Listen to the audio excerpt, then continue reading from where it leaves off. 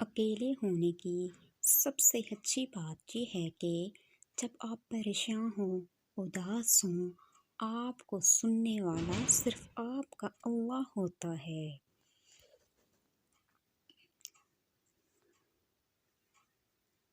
اچھی تربیت اور تمیزدار ہونے کا سب سے بڑا نقصان یہ ہوتا ہے کہ وہ بہت کچھ جو آپ کہہ دینا چاہتے ہیں وہ سب اندر ہی رہ جاتا ہے، اور لوگ سمجھتے ہیں کہ ڈر گیا دب گیا۔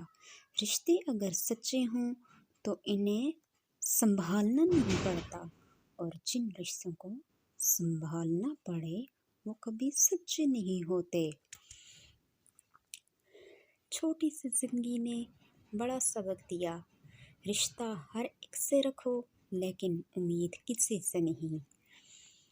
کچھ لوگوں کو پچھتاوا بھی نہیں ہوتا، اور ہم سوچتے رہتے ہیں کہ شاید کسی وقت انہیں احساس ہوگا اپنے منفی رویے کا، لیکن ایسا نہیں۔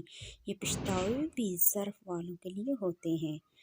بے حس لوگوں کے پاس صرف اپنا آپ ہوتا ہے،